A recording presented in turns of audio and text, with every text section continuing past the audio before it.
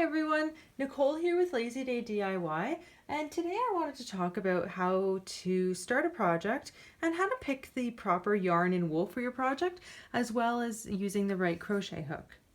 So first things first, you started a project or want to start a project. Congratulations. Second step is going out to your local craft store and looking for your yarn. So I picked up this yarn. I really like the color. I think it's super cute and it's really soft. Now when I pick my needle for my crochet projects, what I want to do is flip it over and look at the ply that I'm using for the specific project.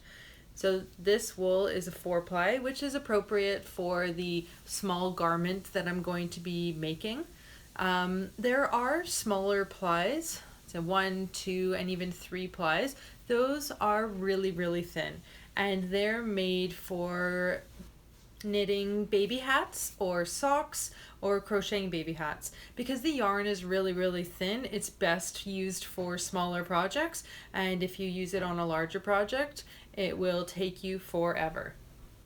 So if you're new to crocheting or knitting, I recommend using something that's a little bit bigger than this 4-ply. Use maybe a 5 or a 6-ply. It's a little bit thicker than this, and it'll help your project go by faster, especially if you're doing a small project. It's a really good place to start. Speaking of starting, when you've chosen your wool and you're ready to start your project, you want to take the wool home and look at the gauge on the back. This is a little square on the back, and it shows here a 10 by 10 centimeter square, can be knit or crocheted with the specific needles on the back. I'm crocheting it, so I'm going to pay attention to the crochet hook. This is a 5mm crochet hook, and it suggests that if I do 20 stitches on the bottom, this is the 20S, it will make a 10 by 10 square. I'm not too concerned about the rows. What I'm going to do to make my gauge or my swatch is get my crochet hook and crochet 20 stitches in a chain and see if I get this 10 by 10 if I'm using the pattern that I've chosen.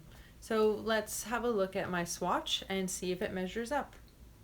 So I went ahead and chose my stitch, and I used a 5mm crochet hook. Now it said if I did 20 stitches here on the bottom, I should get a 10 by 10 square. So I'm just going to put this down, and I look here and it's 11 and a half, so almost 12. So I'm crocheting a little bit too loose using the needle size that they recommend. So in order to shrink this or make this smaller, what I have to do is go down to a smaller needle size. That's the benefit of doing swatches. You can adjust your gauge and really get a good measurement for what your garment is. Now, yes, I'm gonna go down a size because I don't like how loose this is when I pull it. I am making a poncho, so you can see the white fabric in there, or the white background. If it gets stretched out, it is a little bit too loose for me. So what I did was I actually went down a size, and I used a 3.5. So when I pull it, it is nice and tight, and it makes a really good garment. But I wouldn't have known that unless I did my swatch. Another benefit of making swatches is that you can test out different stitches, especially if you're learning a new stitch. This stitch that I learned was new for me, but I went ahead and did a whole bunch, which I'm gonna take out. You're not wasting this wool. I'm just gonna pull it through and take them out.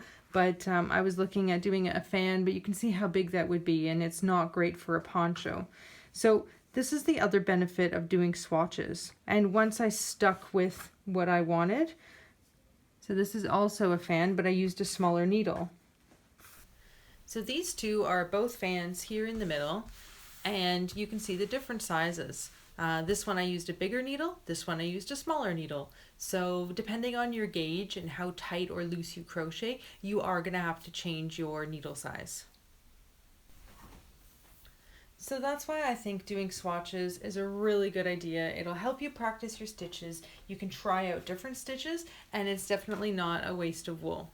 I'm going to show you now how to actually calculate and measure to a specific garment size. So again, remember I measured this to be 12 centimeters, and I want my project to be 24 centimeters. So there's 20 stitches here, so I essentially need another swatch of 20 stitches. So 20 plus 20 is 40 to get my 24 centimeter garment. I know it's easier with smaller measurements, but you'll get the hang of it and you'll be making sweaters or ponchos in no time. Good luck with your next project, everyone, and I hope you enjoyed this video.